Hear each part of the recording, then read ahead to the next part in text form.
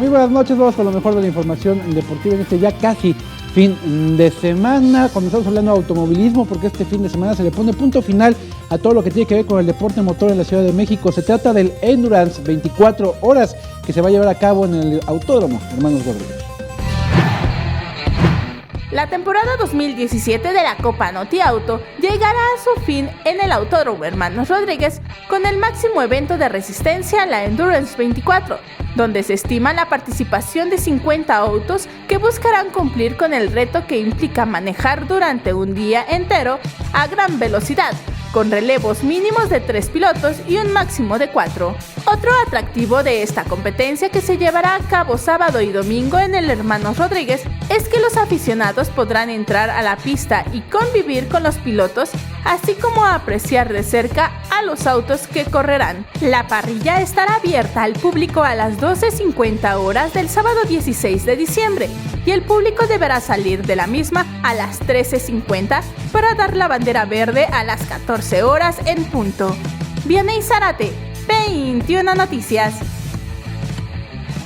Bueno, y como era de esperarse, hoy el británico Chris Froome salió a defenderse precisamente después de que ayer se dio a conocer por parte de la Unión Internacional Ciclista que dio positivo en un control antidopaje en la Vuelta a España, como se esperaba. Igualmente, Froome dice que no es culpable. El británico Chris Froome, 4 veces campeón del Tour de France, descartó que haya violado algún reglamento luego de un análisis adverso de orina en la Vuelta a España 2017. He sido un profesional, tratando mis síntomas y corriendo con asma durante 10 años, señaló Froome.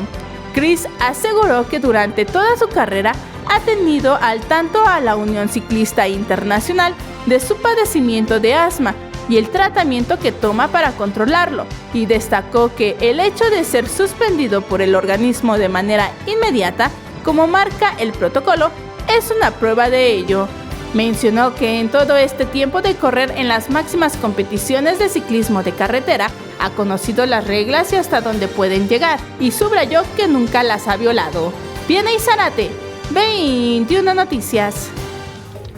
Oye, seguramente sabes qué es la serie de los Supercampeones, un clásico de los animes. ¿No lo sabes? No lo sé. Bueno, pues uno de los animes más famosos de toda la historia, ¿Sí? de toda la historia. Tienen millones de seguidores por todo el mundo y están todos millones que ya somos como de mi edad y hay otros más chavitos, pero la primera generación que son como de mi edad están todos muy contentos porque acaban de presentar el remake, la nueva versión de los Supercampeones. Vamos a ver este adelante.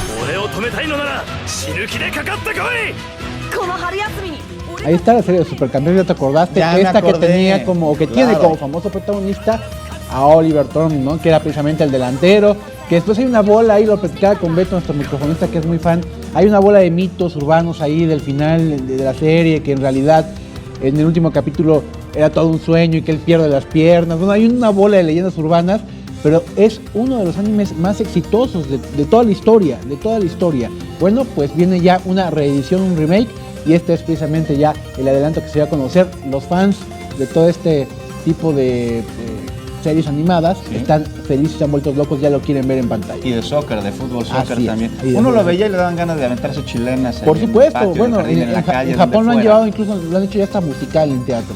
Así las cosas. Es información deportiva, Juan. Muchas gracias, Ricardo.